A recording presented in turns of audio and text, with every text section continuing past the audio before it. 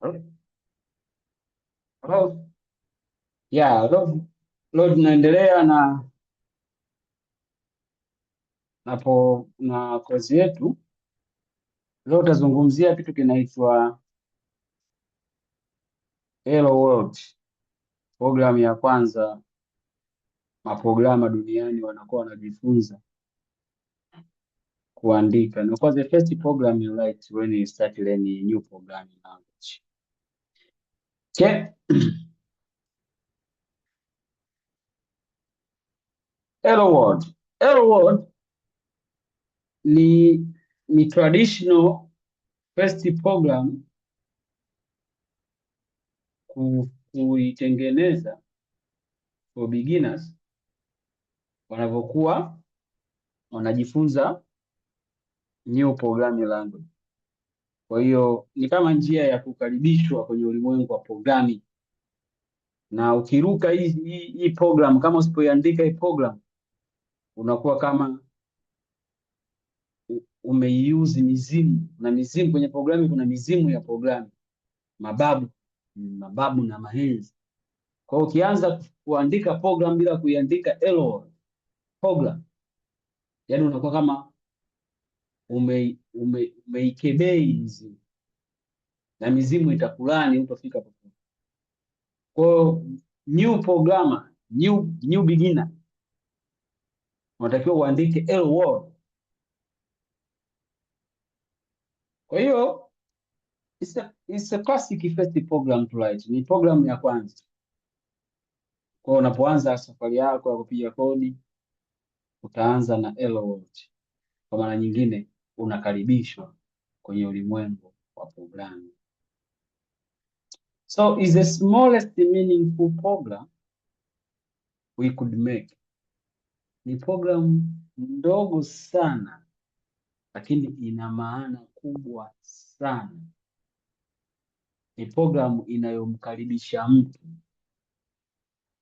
Ni kama mtu anapoenda chuo, profesa au lecturer anawakaribisha kwenye kozi yake, kwamba bana, karibuni kwenye kozi yangu, na anawaambia labda ukweli kwamba kufaulu huku ni mzao. Unaelewa? Kwa huku pia kwenye programu Hello World inamkaribisha mtu kwamba bwana, karibu. Kwa hiyo ni programu ya kwanza kuandika. Kwa Hello World ni Hello World application mara nyingi ni application ambayo, au ni program ambayo unayoandika inakuwa na lengo moja la kuprint hilo neno Hello World, hilo neno Hello World,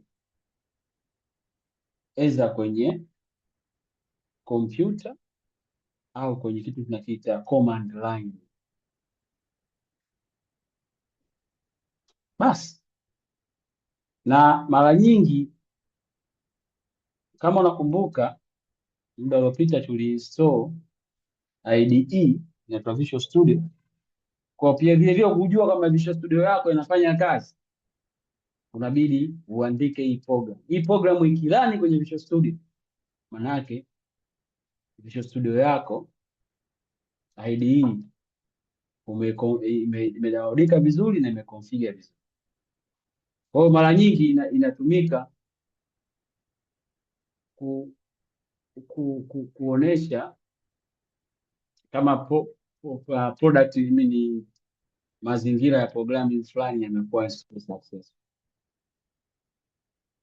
Kwa haina maajabu, ni zaidi tu ya kuandika neno hello world. Basi.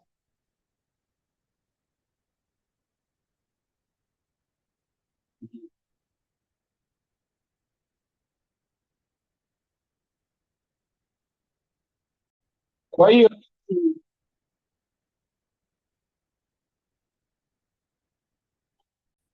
ni programu ya kwanza kuandika, na sio lazima, lakini kama nilivyosema, ukianza na kitu kingine kwenye programu unakuwa umeikasilisha mizimu, sababu kwenye programu huku kwetu kuna mizimu. Kwa hiyo unaweza safari yako ya programu ikawa mbaya sana. Yaani kama sasa unaenda kijijini Tanga kule, alafu unairuka wazee pale wasalimia, alafu unaenda mbele, hiyo ni hatari sana. Kwa LOD ni traditional first program to make unapokuwa unaanza. Vile vile kwenye kesi yetu itatumika kuangalia kama IDE yetu Visual Studio imekuwa successfully installed. Kwa hiyo tunafanyaje? Kwenye Visual Studio au kwa C# kwa ujumla kuna concept inaitwa project. Kwa ukitaka kuandika program ya C# unaanza na kitu kinaitwa project. Utaanza kutengeneza kitu kinaitwa nini? Project. Kwa project, C# project ni combination ya vitu kuu viwili. Ni ina C# source code na ina configuration. Kwa hiyo program ambayo unaandika ambayo mara nyingi itakuwa kwenye mfumo wa project inakuwa na vitu vikuu viwili. Ina source code. Kama unakumbuka nilisema source code ni zile kodi unazoziandika. Zile kodi unazoziandika zinaitwa source code. Ikiwa kwa Kiswahili tunasema yale maandishi ya Kiswahili, yale maandishi na kwenye kwetu tunaita source code. Kwa C# source code ndio kitu ambacho tutachokuwa tunakiandika. Kwa project ya C# inakuwa na source code na configuration. Kwa C# source code ni instructions you write in C# for the computer to learn. Kwa maana nyingine ni zile instructions unazoziandika kwenye C# ili kompyuta iweze learn. Second inaitwa configurations. Configurations ni instruction you give to the computer to help it to know where to compile or to translate C# code into binary instruction the computer can learn. Sasa hii second ambayo ni configuration huwaga hatudili nayo moja kwa moja. Ndio maana tunatengeneza kitu cha project. Kwa msaada wa Visual Studio IDE inatusaidia sisi hii configuration. Kwa hatuna haja ya kuhangaika na configuration. IDE inakuwa tayari kisha kuandalia hizi configurations. Sawa? Kwa hiyo focus yetu kubwa itakuwa kwenye source code. Kwa hiyo tunapokuwa bado tunatengeneza new project, hizo source code na configuration ni faili ambazo zipo katika mfumo wa text file ndani ya kompyuta. Kwa hiyo ukizitengeneza hizo faili ambazo tutaangalia baadaye, hizo faili zinakaa katika kompyuta. Lakini kitu ambacho tumesema tutatumia muda nguvu sana kinaitwa source code. Na source code ni faili ambazo zina extension ya SCS. Extension inaendana na ile extension faili inakuwa ina sehemu inaitwa extension. Extension ni sehemu baada ya dot. Kwa mfano PDF hii ni extension. Sawa? Docs ni extension. Excel ile XLOX au XLS ile ni extension. Huku extension ya source code ni .cs, kifupi cha C#. Kwa hiyo kodi zako zitakaa kwenye faili yenye extension ya .cs. Ni sawa na .pdf, lakini hiyo inaonyesha kwamba ni PDF file, lakini huku ni nini? ni source code ya C#.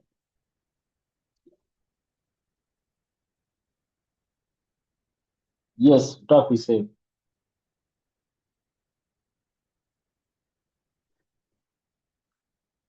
Project configuration inatumia extension hii inaitwa CSC projection au inaitwa project. Kwa hiyo hii inakuwa ina taarifa faili liko wapi, inaiambia kompyuta kitaka fulani, faili liko sehemu fulani, tumia kitu fulani fulani. Hatutatumia muda mwingi, hauna haja ya kuumiza ndonga sana kwenye hii sawa, lakini ilipo hilo faili inaitwa CSC project. Kwa kuwa mafaili yote ni text file, nazungumzia faili ambayo unaweza kuliedit, ni faili ambayo lina text file, ni faili ambayo lina maandishi. Text file ni faili ya maandishi, yaani ukifungua yale maandishi yake unaweza kuyasoma. So you could handicap them ourselves if needed, lakini tunaweza vile vile tukadili nayo. Kwa hiyo project ya C# program ina mafaili makuu mawili, ina source code na ina hii.csv project, na kuna mafaili mengine pia na kuipo. Sasa unaweza ukafanya mwenyewe kwa mkono kama inakuelezea, lakini kuna kitu kinaitwa template. Template. Template nadhani sio neno gumu sana, kila mtu anajua. Nipatie template, nataka ni submit kazi template. Kwa hiyo template mara nyingi inakuwa tayari isha kuandalia baadhi ya vitu, unakuwa uhangaiki. Kwa hiyo template as a standard starting point ni sehemu ya kuanzia kazi yako. Kwa hiyo unapokuwa unaanza kuandika kodi, hatuanza mwanzo, ingawa unaweza kuanza mwanzo, lakini watu smart, programmer smart wameturahisishia kwamba usifocus sana kwenye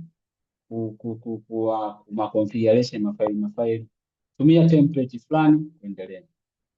Kwa mfano, unataka kuandaa ripoti sala ya mauzo, uhitaji kuanza upya, unakuta template, unachukua template una edit. Template kazi yake ni kuedit. Edit template unaenda mbele.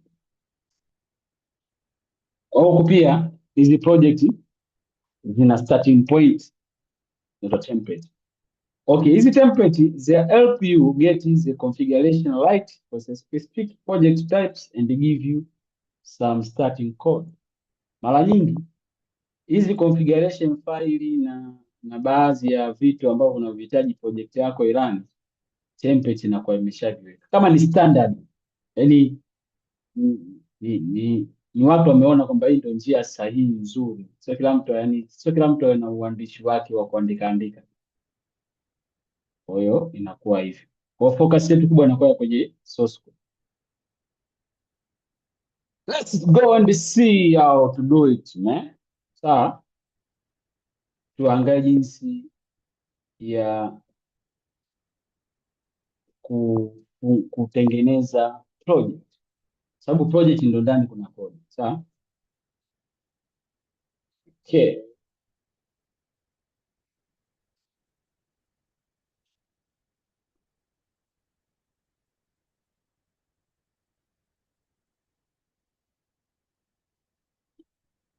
Nikifungua application nikifungua window, sawa? What happened? Naenda kusearch kitu kinaitwa Visual Studio.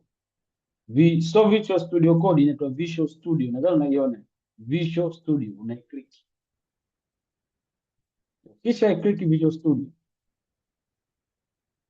Sawa? Itafunguka.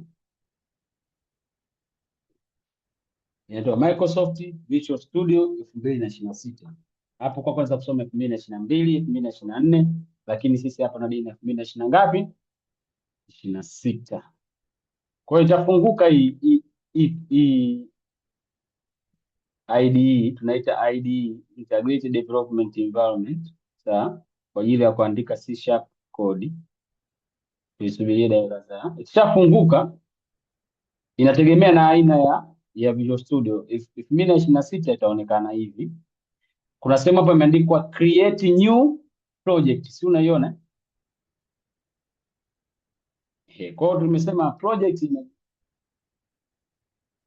sasa kwa version nyingine zikafungua tofauti, lakini hii hapa ndio ikifunguka lazima kuna sehemu utaiona imeandikwa create new. Kuna nyingine zinaanzaga na tangazo hapa about what is new, lakini itakuwa na hizi menu. Utakuwa na menu list ya create new project, kama project yako ipo na open project na open folder au na clone from a repository. Kwa hiyo sisi tumezungumzia hata tuone jinsi ya kutengeneza new project. Kwa hiyo na click hapa, boom. Kisha click, utaona sasa hapa upande huu, achana na upande huu umeandikwa search for template. Search for nini? Template. Kwa hiyo kwenye list utaona list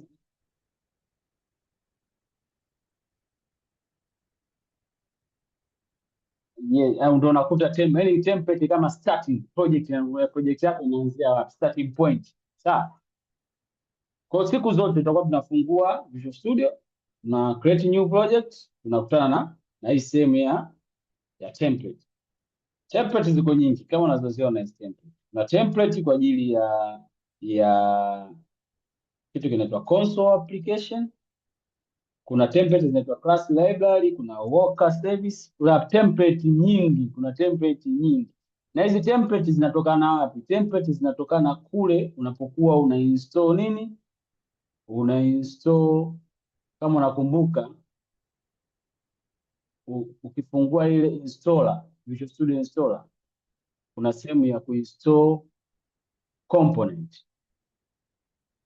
.NET component, zile component unazoinstall. Sasa zile component mara nyingi zinakujaga na hizi template.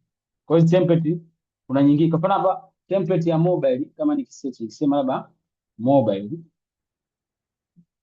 unakuta mobile hapa hakuna, si ndio hivyo? Haya. Nikisema web, kama natengeneza web, nakuta hapa ile ya web specific hakuna. Kwa sababu gani? Sina component ya web niliyoinstall tayari. Ushanielewa? Nikicheki za game, sina component za game ambazo ni. Kwa hiyo kama unakumbuka nilisema ili uende hivyo unaenda kwenye ile application yako ya installer ile, kama unakumbuka ile installer usiache. Kwenye downloads kuna kitu kinaitwa Visual Studio installer hapa, installer setups hapa. Tofauti ya installer setup na application hii, kila unapotaka kuinstall kitu kipya, sawa, unakuwa una click hii Visual Studio setup installer. Unaona nafunguka installer. Kwa mfano hapa tumesearch web, tumekosa web. Sawa? Kwa tunakuja kwenye installer, tuna install package za web. Kama unataka tufanye mobile application, tunakuja tuna search kwenye installer, tunafuta mobile application. Sawa? Paka hapo kuna swali? Yes. Kwa template ni starting point. Sawa? Ni starting point ya installer. Okay, niko nafungua installer. Okay, so ukifungua installer itaendelea hapo. Tutaendelea baadaye kuangalia installer inafungua kitu gani. Yes, dakika kadhaa, ngoja ifunguke pale kati. Kwa hiyo ukiona component fulani au template fulani haipo, sawa? Kwa mfano template hapo, ukiona console template haipo kwenye create new project, sawa? Manake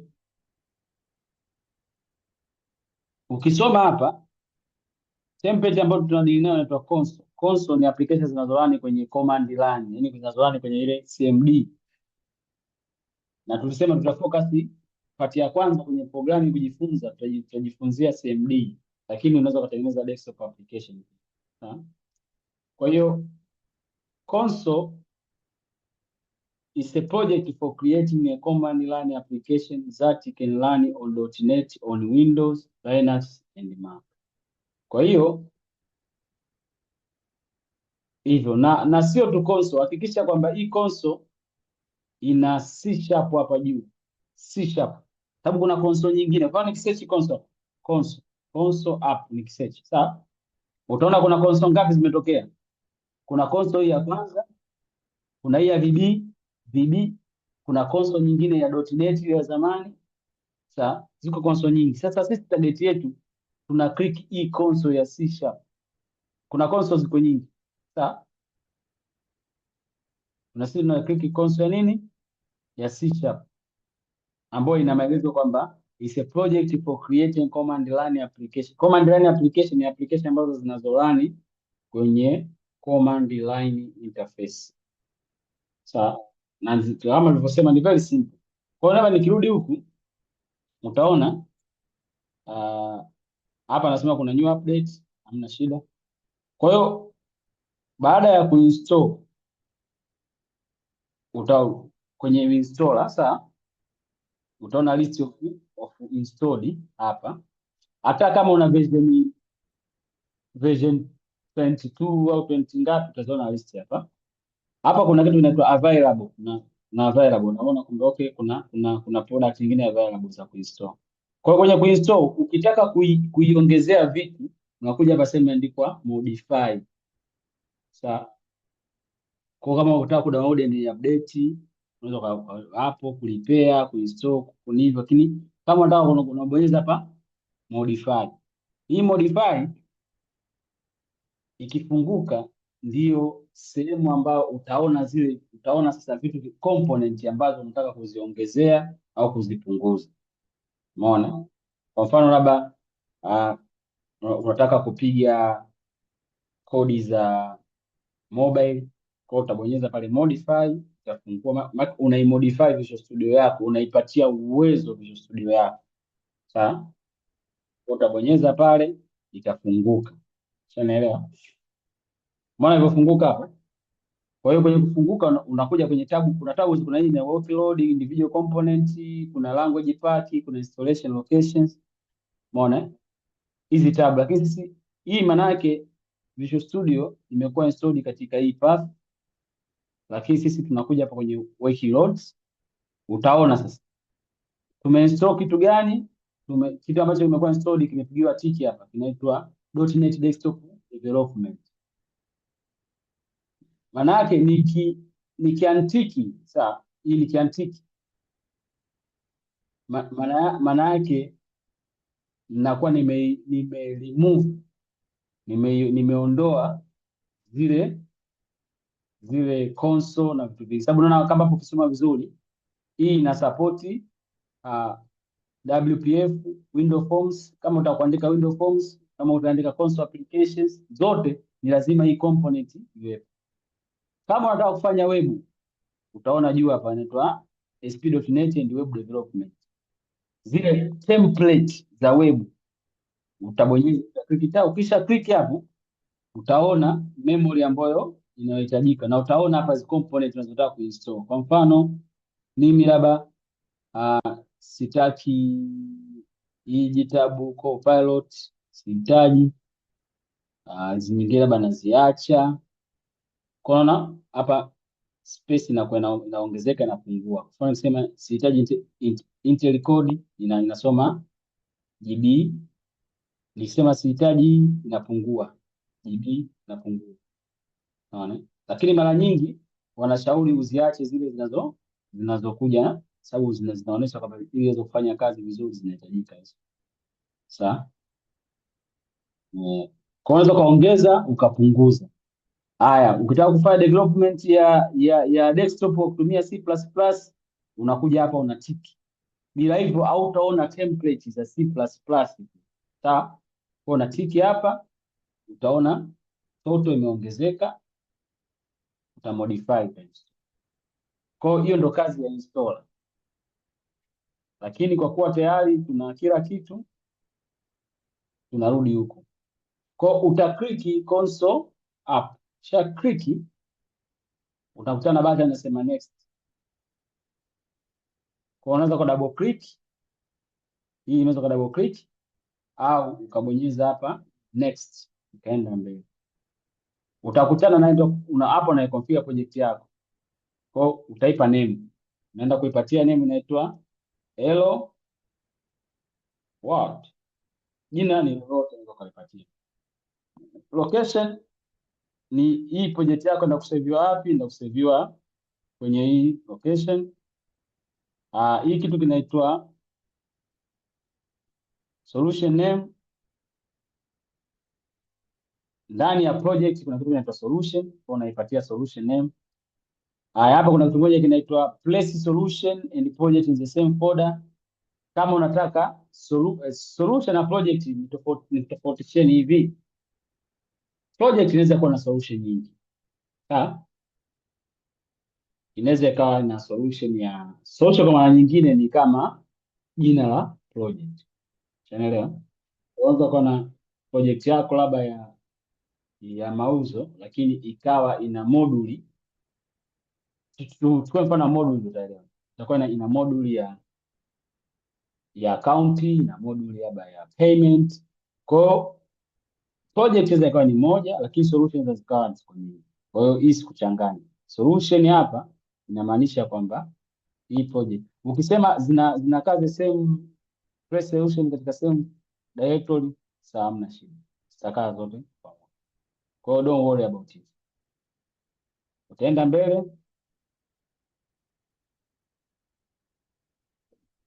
unakutana na stage ya mwisho inaitwa framework. Sawa, framework una close na ule kwenye .net, una focus .net ngapi? Kumbuka tuliinstall, unapokuwa umeinstall Visual Studio una sehemu unachagua .net version, na nikasema tutatumia .net version ngapi? 10. Lakini vile vile ukitaka kubadilisha hii, sawa, unaweza ukaenda kule kwenye Visual Studio installer ukatafuta .net version nyingine mpya ukainstall. Sasa tuna version ngapi? Version 10. Hizi nyingine achana nazo sasa hivi, nakuelezea ni kitu gani. Basi unakuja una click create project. Hapo unakuwa umetengeneza nini? Project. Sasa kama unakumbuka project tumesema inakuwa na vitu gani vikubwa? Yaani project inakuwa na mafaili makuu, umesema mawili. Umesema project inakuwa na source code configuration.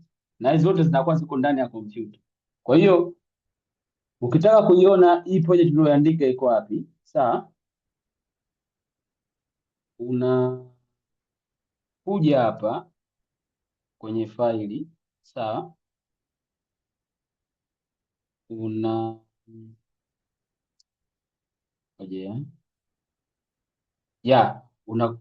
Unakumbuka kuna sehemu iko hapa, na ukiifungua ili faili kwenye kompyuta ya kawaida huko, fungua kwenye kompyuta ya kawaida, nimesema ipo kwenye develop.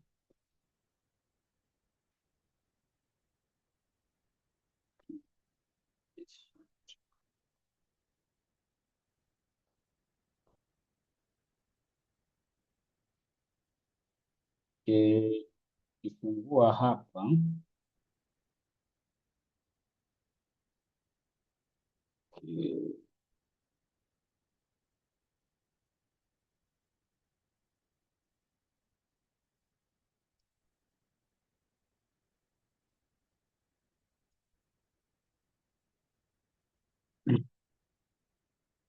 ukifungua hiyo file utaona kuna hii inaitwa program.cs.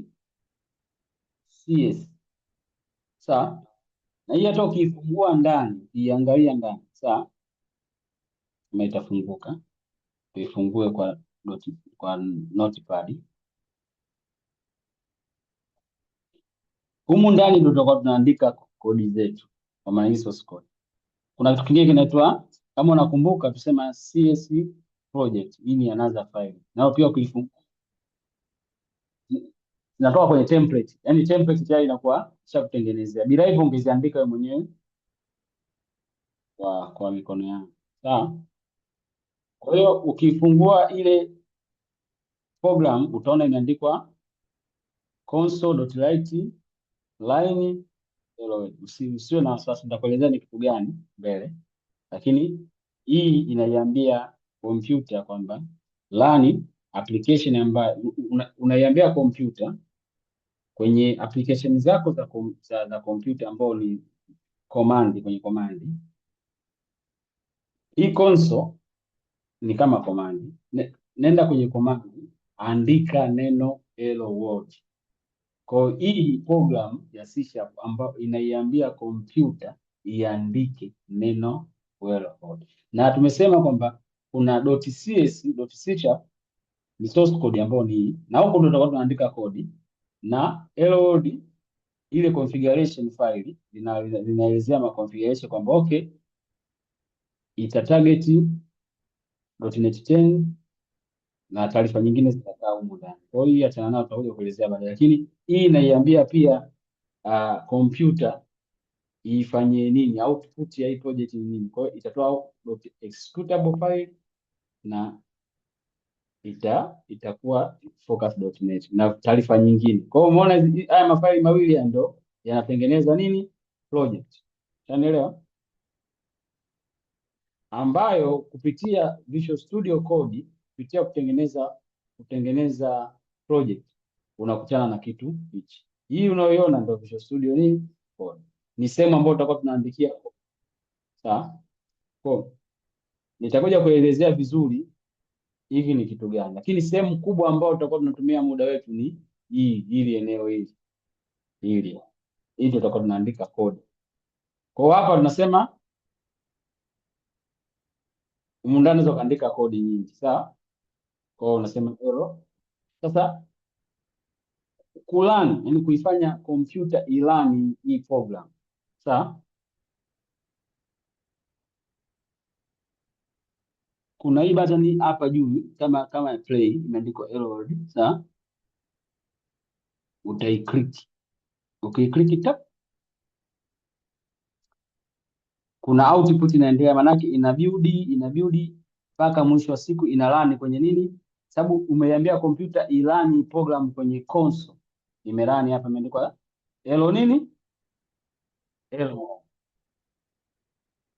Na umeona hii faili imekuwa exported katika hello world nini .executable, na hii tuliiona pale tulipokuwa tunaiangalia nini ile faili ya CS project code c.cs code. Kuna taarifa, manake ile configuration file imeiambia kompyuta kwamba ukiwa una run hii project, sawa, nenda kaibadilishe hii project, sawa, kuwa executable ambayo itaelewa nini, kompyuta itaweza kuielewa. Kwa executable file ni file ambayo tayari imeshakuwa compiled, tayari kuwa executed na kompyuta. Na hapa tumeiambia kompyuta nenda ka print hello world kwenye application ya console hapa. Ndio maana console. Kwa hiyo ndo maana ya programming. You are telling computer what to do. Unaelewa? Kwa hapa tumeiambia computer to do. Kwa hivyo hapa ndio tunaweza tukaiambia computer print Vincent ndani kwenye hizi koti mbili hizi.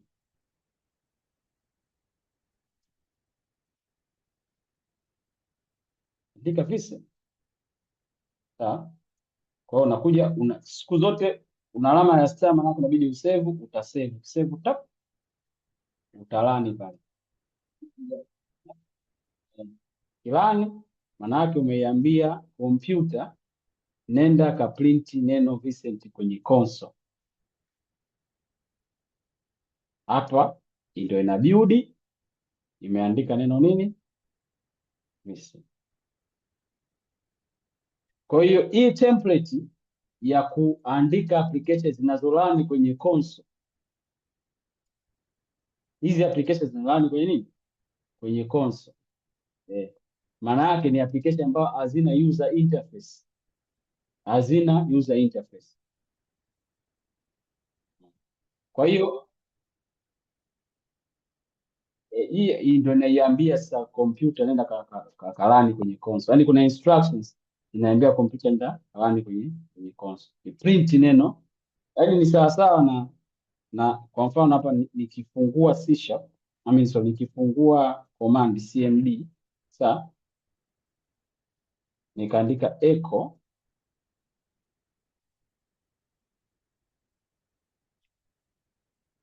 listen. Maana yake unaona imeandika hapa listen. Umeona? Yaani hii application imekuwa interpreted, yani imekuwa run kwenye program ya command. Sawa?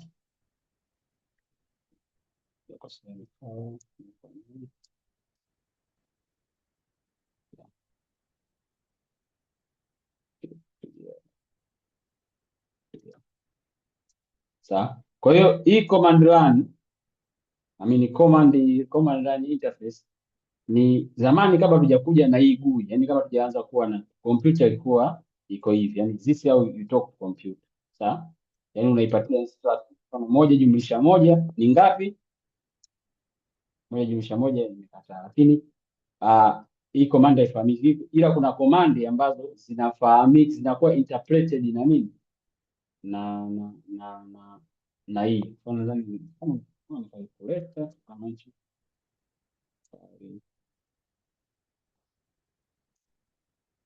Yes. Kwa mfano command inaitwa cal, imefungua nini? Calculator. Kwa zamani kabla tujaanza kuwa na hizi GUI hizi unazoziona, tulikuwa na hii terminal inaitwa command prompt, ni sehemu ambayo unaiprompt, unaiambia computer nini, unaicommand computer. Na hizi program ambazo kwa zina run humu ndani kwa zinaitwa console applications. Kwa sisi tumeandika application ya hello world inayorani kwenye nini? Command. Unaelewa? Na kwa nini? Kwa sababu console application, hizi application zilikuwa ni application simple application, ni za kujifunzia programu. Kwa hiyo mzee baba, leo umejifunza jinsi ya kuandika programu yako ya kwanza. Una swali? Usiwe na wasiwasi kuhusu muonekano wa hii project, hii software. Nitakuelezea kwa undani. Kwa hiyo sehemu ambayo tutatumia nguvu sana ni hapa, tutakuwa tunaandika. Kwa maana nyingine kwamba ukitaka kuandika kitu, kuiambia kompyuta ili uweze kuona, unaweza kuona kutumia user interface, sawa? Au unaweza kuona kutumia nini? Console. Haya, tuja kutengeneza kingine mara moja project, sema desktop. Desktop tunazitaga window forms, sawa? Kwa hiyo utaka kutengeneza desktop application ya desktop ile yenye user interface, unachagua template ya window forms application, sawa? Hapa tunafanya tu, usio na wasiwasi, tutakuja tutaendelea, tuta click itafunguka. Wasubiria kidogo, itafunguka. Kwa hiyo hii itafungua hii template inatengeneza GUI. Kwa mfano nikitaka kulani, utaona itavyoonekana. Okay. Hii project ikilani imeleta nini? Hii desktop application. Unaiona? Kwa maana yake utapoanza kuandika logic, labda weka box, weka button na nini, ndo zinaenda hivyo. Template ya desktop umeichagua kule, afu unaanzia hapa. Kwa mfano kama unavyoona ile application ya visitor, maana yake siingiza username na password kama ngoja. Let me see if I remember. So it's been a long time. Okay. Hapa kuna design zangu, kuna drag and drop, kuna kitu kimoja kama sijasahau.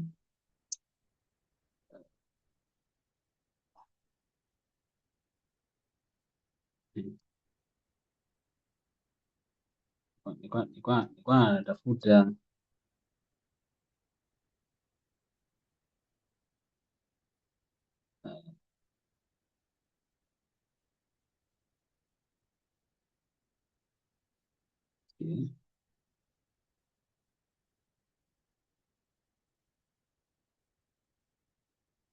okay. Kwa mfano hapa naambia add button, add remove buttons. Okay.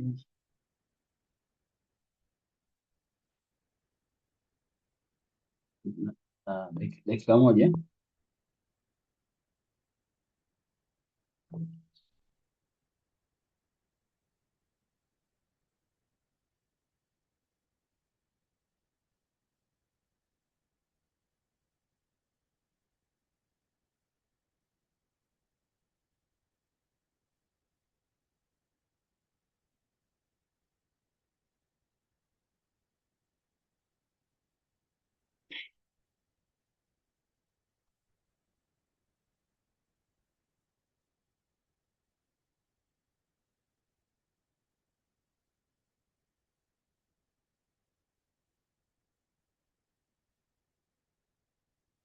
Okay. Nadhani hapa anasema open forms. Yes. Kwa hapa form. Then open toolbox. Toolbox umeiona? Where is the toolbox? Kama sijakosea, where is toolbox? Iko hapa. Form. Search box.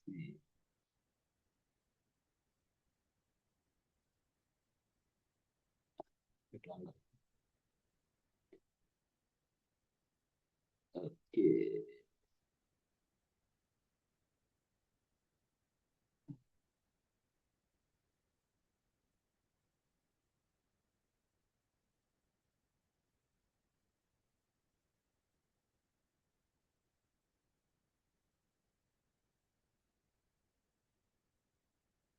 Okay. View menu, toolbox. Yeah, toolbox. Toolbox itafunguka pale. Kwa hiyo maana yake naweza nikaipini toolbox ikakaa pale. Nadhani kwenye kitu kinaitwa component, au nikasearch hapa button, nikapata button, nikadrag afu nikaidrop hapo. Hapo nikaandika nini hapa? Action chana action. Nakuja kwenye design bado. Okay, click hii. Kuna kitu kinaitwa property. Okay, achana nayo, lete hapa. Tafuta kitu kinaitwa text file, text box. Eka pale, unaifungua kidogo hivi. Sawa. Tafuta kitu kinaitwa label, nadhani si label. Label unaweka pale juu. Nasema user label. Okay. Haya. Then hii label jinsi ya kuibadilisha, natafuta kitu kinaitwa property. Nenda kwenye view property. Property. Property.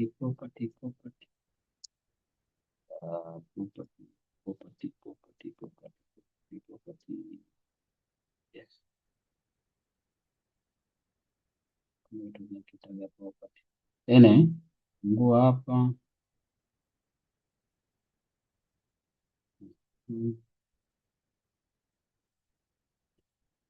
Acha unaweka pale.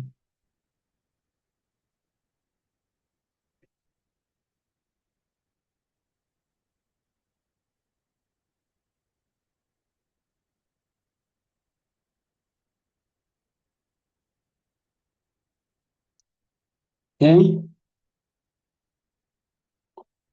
Kwa view properties window, view property window, search for property window, property window, property window. Imefunguka kwa hapo, okay? Na una click pale, unakuja hapo unabadilisha, unasema ni username, inabadilika kwa sababu unaandika username, ya enter. Umeona imebadilika kwa username? Click pale. Hello? Yeah. Hapo unasema login. Sasa hii ni designer ambayo inakusaidia wewe ku run. Kwa hiyo ukishakuja kusave unakuja una run hapa, utaona sa project yako, application yako ina run. Kwa hiyo ni template ya desktop. Sawa? Yeah, imekuja application yako. Unaona? Kwa hiyo hizo design, jinsi ya kuifanya design na nini ya kila kitu ni wewe mwenyewe. Sasa jinsi ya kupunguza urefu na nini, ikasoma hapa, mtu akaingiza username na password, sawa, aka pale na nini. Sasa hizo ni baadaye, baada ya kujua baadhi ya vitu. Kwa mfano baadaye ukaja ukatengeneza calculator kama hii calculator ambayo uliiona hapa. Kwa hiyo hizi applications tunaziita GUI. Sawa? Kwa hiyo kama unavyoona unaweza kaanza hapa juu ukabadilisha ukaandika hii sote unalifanya, lakini hiyo ni darasa nyingine. Lakini hapa hicho nilikuwa nakwambia ni kwamba ni template, kwamba it's all about template, kwamba unataka nini template, unakuja unaweza new project, unakuja unatengeneza template. Lakini sisi template yetu ilikuwa ni console application. Sawa, ndio template ambayo sisi tulikuwa tunatumia. Kuna swali mpaka hapo mzee baba? Labda kuna sehemu ya kuelewa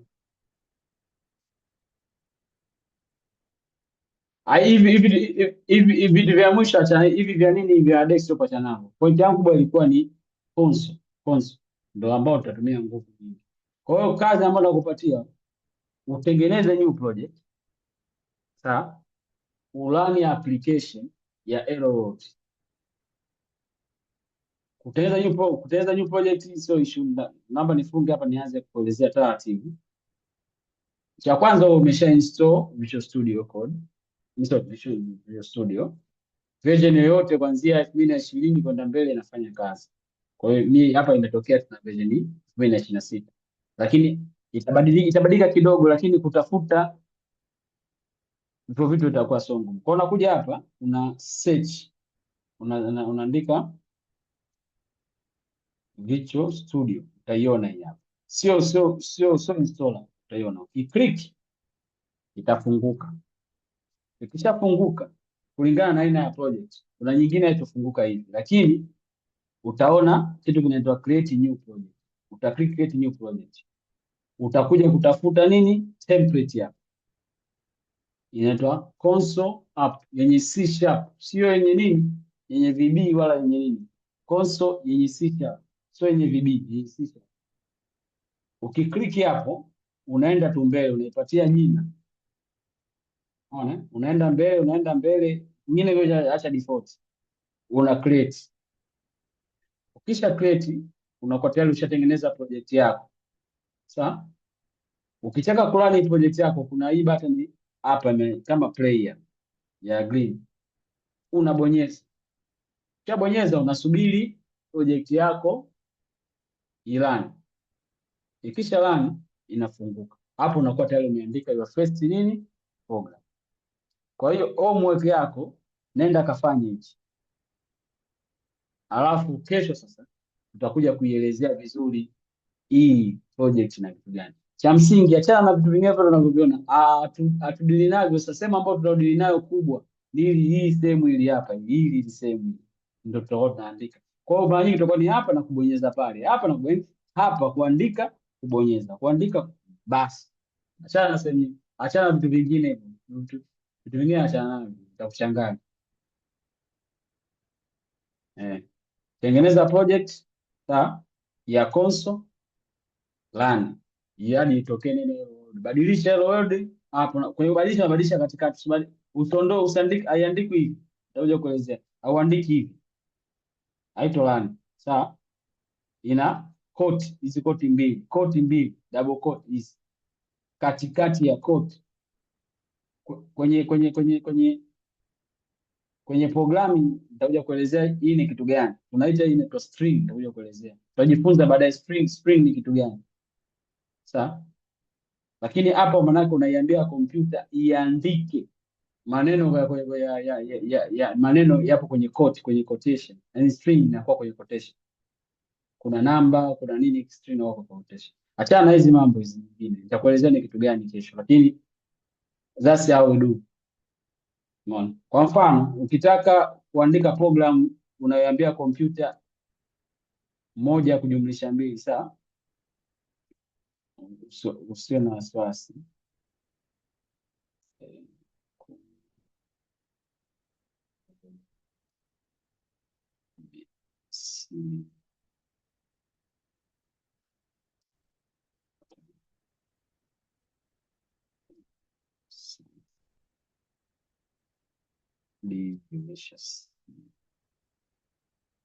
Alafu hapa una print sawa.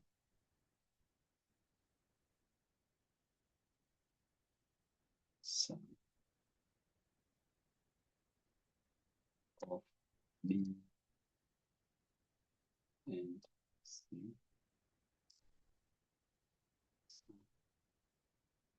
Hii program unayoiona ni program ya kujumlisha kati ya 10 na 5. Achana, nitakuelezea vitu gani. Sawa, hivi ndio tunaenda kujifunza. Kwa hapo ukirani project, kwa hiyo tunaandika hapa, tunabonyeza hapa pop.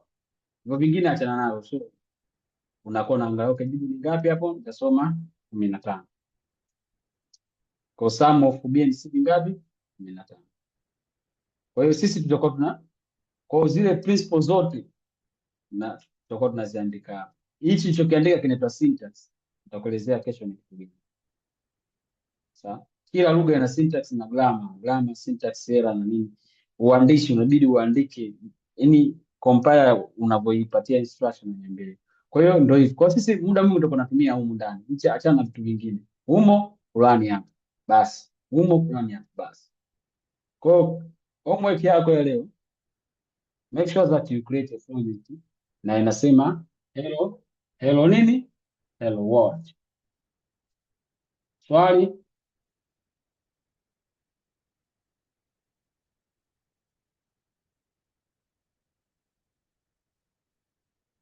Yeah.